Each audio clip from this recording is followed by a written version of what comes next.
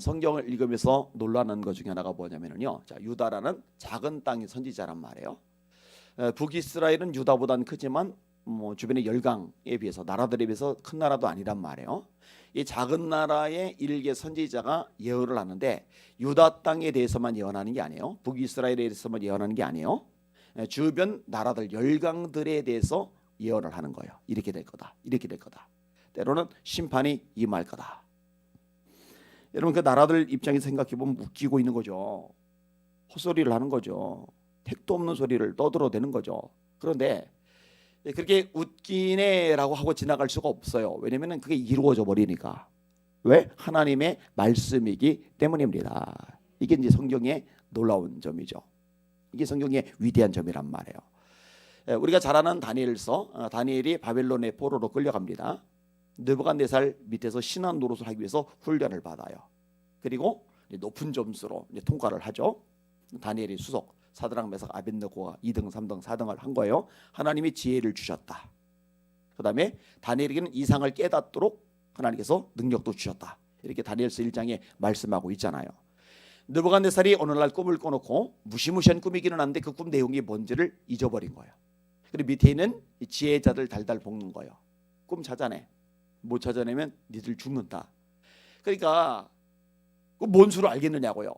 신들 외에는, 다신론자들이니까 말한 거, 신들 외에는 사람의 속에 있었는 꿈을 무슨 수로 알겠느냐고. 꿈을 알려주시면 해석해 드리겠습니다. 그랬더니 명령을 내린 거예요. 다 죽여버려.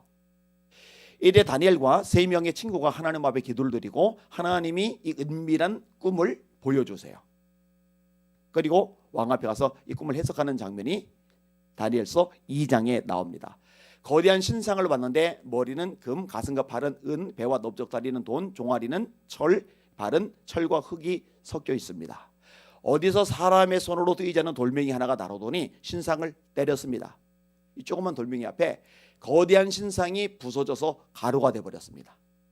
이 돌멩이는 분명히 무생물인데도 불구하고 점점 커지더니 온 세상에 가득하게 되었습니다. 그럼 이 금은 뭐냐? 바벨론. 그러면 은 뭐냐? 다음에 일어날 나라. 동도 다음에 일어날 나라. 철도 다음에 일어날 나라. 그다음에 철과 흙이 섞인 것도 다음에 일어날 나라. 이 금은 바벨론, 은은 페르시아, 그다음에 동은 헬라, 그다음에 초는 아주 무지막지한 철처럼 힘이 센 나라 로마. 그다음에 마지막에 철과 흙이 섞인 나라는 앞으로 나타날 세계 연합 정부. 그쯤으로 이해를 해두시면 될 것 같아요. 그리고 이 모든 나라들을 뜨인 돌, 산돌이신 예수님이 전부 다 폐하시는 거예요. 주님만이 온 땅에 충만하게 되시는 거예요. 놀랍지 않아요? 이런 성경을 읽을 때 젊은 나이에 얼마나 전율을 했는지 몰라요. 그리고 그 전율은 지금도 있어요. 이 말씀을 읽을 때마다 참 놀랐다. 대단하다. 기가 막히다. 이런 생각을 계속 하게 됩니다. 어제 말씀을 전하고서 이제 도착하니까 10시 반이 좀 지났어요. 설교 준비를 끝내고 나니까 1시가 좀 지났더라고요. 그래서 새벽에 제가 늦게 보내면은 우리 홍 목사님이 전화를 해요. 설교 본문하고 안 올라왔다고, 찬송하고 안 올라갔다고. 그래서 까먹으면 이제 그렇게 되니까 그냥 1시, 새벽 1시에 보냈어요. 막 깼는지도 모르겠는데 어제도 설교 준비를 하는데 또 가슴이 뛰는 거예요. 와, 오늘 본문의 내용도 마찬가지거든요. 열방에 대한 선지자 예언. 가슴이 두근두근. 와, 이 말씀 기가 막히다. 10시 반에 돌아왔다고 그랬잖아요. 10시 반에 돌아왔는데 아니 문을 여는데도 왔어요. 소리가 안 해요. 뭐야 했더니 성경 틀어놓고 그 다음에 읽으면서 아내가 열심히 성경을 보고 있어요. 올해 12월 가기 전에 일독 끝내려고도. 여러분 그 모습이 얼마나 예뻐 보이겠어요. 그죠? 저는 남편이지만 남편이기 전에 목회자거든요. 목회자. 제가 그 시간에 딱 왔는데 드라마 보느라고 눈이 뻘개져 있으면 그거 얼마나 꼴 보기 싫겠어요. 그죠? 안 이쁘거든요. 별로. 근데 말씀을 딱 보고 있어요. 이 기가 막힌 말씀, 위대한 말씀, 하나님의 말씀, 역사를 움직이는 말씀, 종말을 향해 다름질하면서 어떻게 세상이 흘러갈지를 보여주는 명확한 이 말씀. 이 말씀에 집중하는 것보다 더 아름답고 멋진 모습은 없는 거죠. 여러분 말씀 날마다 읽으시길 바랍니다. 어제 집회를 갔잖아요. 네. 어떻게 교인들 이렇게 말씀을 사모하게 훈련을 시키냐고 물어봐서 뭐 어렵지 않다. 그 제대로 안 하면은 망신 공개적으로 주면은 그러면 그 다음부터는 망신 안 당하기 위해서라도 성경 외우더라. 그랬더니 잘 참조를 하더라고요. 계시록 1장 3절입니다. 이 예언의 말씀을 읽는 자와 듣는 자들과 지키는 자들이 복이 있나니 때가 가까움이라. 말씀을 사모하시기를 주님의 이름으로 축원합니다. 오늘 설교 제목 따라합시다. 하나님은 모든 나라의 왕이시다. 이걸 좀 줄여서 다시 한번, 모든 나라의 왕이신 하나님, 강대국도 심판하신다. 어제 다룰 때 블레셋이 나왔어요. 가드 빼고 아스다롯, 에글론, 그 다음에 가사, 이 네 개 지역에 대한 심판. 가드는 이미 망했기 때문에 나머지 네 개 지역이라서 말한 거예요. 오늘은 이제 모압, 암몬, 구스, 아수로 이런 나라들에 대한 예언의 말씀이 나와요. 일단 모압과 암몬에 대한 말씀인데, 자 8절에서 11절까지 좀 긴데 같이 읽어볼게요. 시작.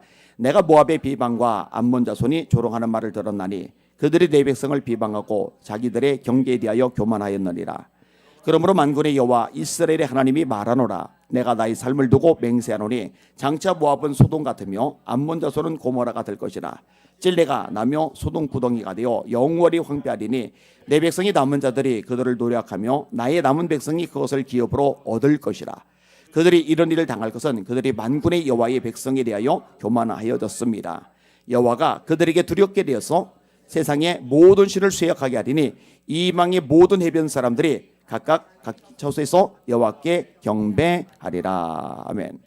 이 모압과 암몬은요, 구약 성경을 읽을 때 굉장히 익숙하게 접하게 되는 나라입니다. 모압 왕 에글론, 이 모압 왕 에글론을 물리친 사사 에훗. 에훗은 두 번째 사사죠. 이럴 때 등장을 해요. 출애굽한 이스라엘 백성들이 가나안 땅 향해 가는데 하나님이 건들지 말라고 했던 세 나라, 모압, 암몬, 에돔. 왜 에돔은 에서 후에게 주었다. 모압, 암몬은 롯의 후에게 주었다. 이게 말씀하시니까 그만큼 이제 익숙한 나라입니다. 자, 이 나라들의 문제는 뭐냐면요, 내가 모압의 비방과 암몬 자손이 조롱하는 말을 들었나니 그들이 내 백성을 비방하고, 하나님의 백성인 유다를 비방하고 조롱하는 일을 이 모압과 암몬이 했어요.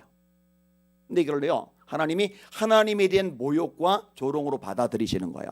여러분, 이게 영적인 원리입니다. 골리앗이 이스라엘 백성들을 조롱하잖아요. 이때 다윗이 분노를 합니다. 왜냐? 하나님의 백성을 조롱하는 거는요, 하나님을 조롱하는 것하고 똑같기 때문에 그래요. 사도행전 9장, 그 다음에 22장, 26장 3장에 걸쳐서 바울 사도가 다메섹에 가다가 도중에 예수님을 만나는 사건이 언급이 돼요. 바울은 예수 믿는 주님의 백성들을 박해를 했는데 예수님은 뭐라고 말씀하느냐? 네가 어찌하여 내 백성을 박해하느냐? 이러지 않으세요. 네가 어찌하여 내 교회를 박해하느냐? 이러지 않으세요. 네가 어찌하여 나를 박해하느냐? 주님의 백성을 박해하는 것은 주님을 박해하는 것하고 마찬가지거든요. 조롱하면 안 되는 거예요. 비방하면 안 되는 거예요. 거기에다가네요, 자기들의 경계에 대하여 교만하였느니라. 각 나라들마다 경계가 있잖아요. 근데 이 모압은요, 이 암몬은요, 이 유다와 가까이 접해 있는 이 근접한 나라인데 수시로 이 경계를 침범해 들어오는 거예요. 약탈을 하는 거예요. 전쟁을 일으키는 거예요. 교만한 거죠. 이 부분을 하나님이 심판하시는 거예요. 그러므로 만군의 여호와 이스라엘의 하나님이 말하노라. 내가 나의 삶을 두고 맹세하노니 장차 모압은 소돔 같으며, 소돔이 어떤 곳인지 알죠? 망한 지역이잖아요. 암몬 자손은 고모라 같을 것이라. 역시 고모라 망한 지역이죠. 찔레가 나며 소금 구덩이가 되어 영원히 황폐하리니. 여러분, 지금 모압이란 나라가 있어요, 없어요? 암몬이란 나라가 있어요, 없어요? 완전히 망해버렸죠. 진짜 영원히 황폐했죠. 이스라엘은 있어요, 없어요? 있죠. 내 백성이 남은 자들이 그들을 노력하며 나의 남은 백성이 그것을 기업으로 얻을 것임이라. 이 남은 자라는 표현, 모압과 암몬은 영원히 멸망해서 사라지는데 하나님의 백성들은 심판을 받지만 그 와중에도 남은 자들이 있고 그들을 통해서 하나님의 뜻이, 하나님의 역사가, 하나님의 섭리와 경륜이 다시 펼쳐져 나가요. 이사야 읽을 때도 나타나고 스가랴에서도 나타나고 구약 읽다 보면은 남은 자라는 단어가 나올 때 이런 의미구나라고 이제 이해를 하시면은 성경을 보다 깊이 이해하게 될 겁니다. 굉장히 중요한 개념입니다. 자, 다시 언급해요. 교만. 그들이 이런 일을 당할 것은 그들이 만군의 여호와의 백성에 대하여 교만하여 졌습니다. 하나님을 향해서 교만했기 때문에 이 심판이 임한 거야 라고 되지 않고 하나님의 백성에 대하여 교만했기 때문에 이런 일이 있는 거야 라고 말씀하고 있어요.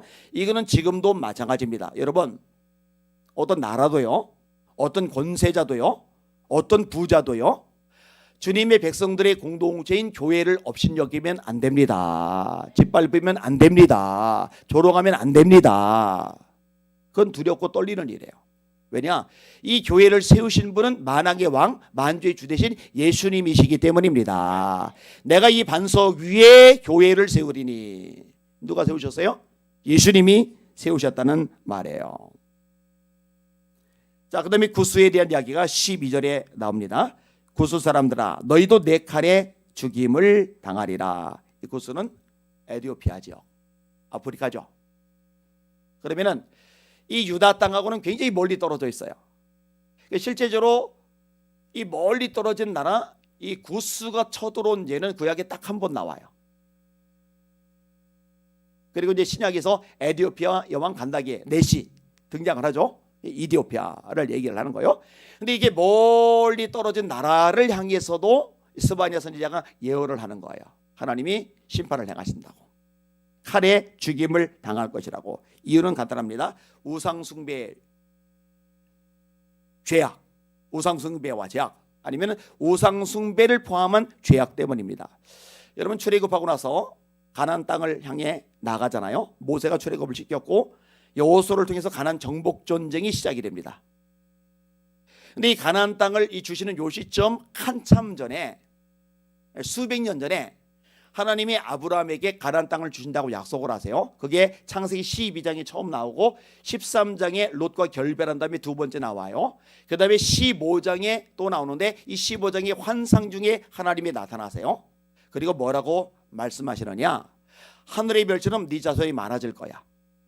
그 다음에 땅에 대한 말씀을 하시면서 지금이 아니라 한참 지난 다음에 그 다음에 너희들이 가나안 땅을 차지하게 될 거야. 그 이유를 말씀하시는데 이는 아직 아모리 사람의 죄악이 관영치 아니함 일러라. 무슨 말이에요? 이스라엘 백성들 입장에서는 정복 전쟁이지만 가나안 사람들 입장에서는 하나님의 심판이거든요. 근데 하나님의 심판이 아무나 죄도 없는데 임한다. 그럼 하나님은 공의로운 하나님이 되실 수가 없는 거예요. 왜 하나님의 심판이 임하느냐? 아모리 사람, 가나안 사람의 죄악이 가득하기 때문에 그런 거예요. 이 관역이라는 표현이 창세기 6장에도 나와요. 노아의 홍수 때 죄악이 관영했다. 사람의 마음의 계획의 생각이 어릴 때부터 항상 악할 뿐이었다. 그래서 세상에 사람 지으셨음을 한탄하셨다. 내가 호흡으로 숨쉬는 자들 쓸어버릴 거다. 근데 관영이 가득하다라는 얘기거든요. 하나님의 심판이 임할 수밖에 없는 영적인 상태를 표현하는 내용이거든요. 자, 그 다음에 오늘 본문에서 세 번째 언급되는 나라가 아수르입니다. 아시리아. 진짜 역사상 무시무시하던 나라. 제국이라고 일컬어지던 나라. 아수르, 페르시아, 바벨론, 로마, 이런 등등의 나라들 말고 뭐 모압, 암몬, 에돔, 아람, 블레셋, 가나안, 이런 나라들은 제국이라고 일컬어지질 않거든요. 이 제국이라는 거는요, 한 지역만이 아니라 진짜 그 세계적인 판도를 좌지우지할 만큼 거대한 영토를 차지하고서 막강한 군사력, 막강한 문화를 가지고 잠식에 들어가던 무지막지한 나라를 표현할 때 제국이라고 하거든요. 근데요, 이것도 참 기가 막힌 게요, 이 스바냐가 아수르가 멸망당할 것을 예언할 때 아수르는 여전히 기침한 분만 해도 주변 나라가 몸살을 알 만큼 엄청난 나라이거든요. 이렇게 생각하시면 돼요. 이 대한민국의 목사님 한 분이 느닷없이 일본에 대해서, 저 중국에 대해서, 러시아에 대해서, 그 다음에 미국에 대해서까지도 이렇게 될 거야, 이렇게 될 거야, 망하게 되는데 이런 식으로 망하게 될 거야, 이렇게 예언한다고 생각을 해보세요. 이렇게 설교한다고 생각을 해보세요. 그 정도로 엄청난 이야기입니다. 이 아수르를요 사막처럼 되게 하시겠다고 그래요. 여호와가 북쪽을 향하여 손을 펴서 아수르를 멸하며 니느웨를 황폐하게 하여 사막같이 메마르게 하리니. 니느웨를 황폐하게 하여 사막같이 메마르게 하리라. 여러분 이 니느웨 하면은 얼마 전에 나훔을 1장부터 3장까지 다 설교를 들었잖아요. 이 니느웨는요 물의 성이에요. 물의 도시예요. 무슨 말이냐면은 적들이 쳐들어올 때 함부로 쳐들어오지 못하게 하려고 성 주변에 거대하게 땅을 파고 거기에 물을 채웠어요. 그래서 다리가 성에서 나와서 연결해 주지 않으면 침략해 들어가지 못할 만큼의 난공불락의 요새입니다. 여러분 그런 곳이 황폐되는 거예요. 사막처럼 내버리는 거예요. 왜냐면 그 수로고 뭐고 이게 다 부서져 버리니까. 누가 그렇게 부숴버렸느냐? 바벨론이 그렇게 해버렸어요. 역사를 지난 우리는 알지만 역사를 지나기 전에 그 당시에 선지자의 메시지를 듣던 백성들의 귀에는 이게 뭔 헛소리야. 어떻게 니느웨가 저 물의 도시가 바다 한복판에 떠있는 섬과 같은 도시가 몬수로 사막이 된다는 거야. 저 선지자가 정신 나갔구만. 이럴 수 있는 거죠. 근데 하나님이 그렇게 되게 만드시는 거예요.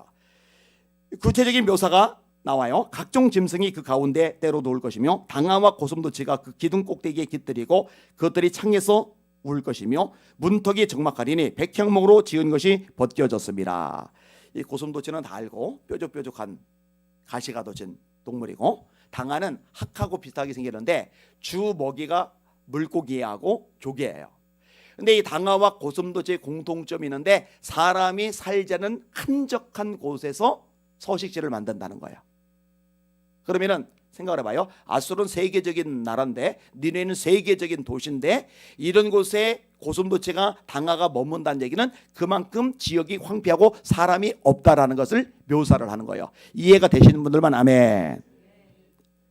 강한 것도 의미가 없어요. 이는 깊은 성이라 염려 없이 거주하며 마음속에 이르기를 오직 나만 있고 나 외에는 다른 이가 없다. 어떻게 이딴 소리를 하느냐? 그만큼 강대국이니까. 나만 있다. 나 외에는 없다. 우리나라 최고. 우리나라 짱.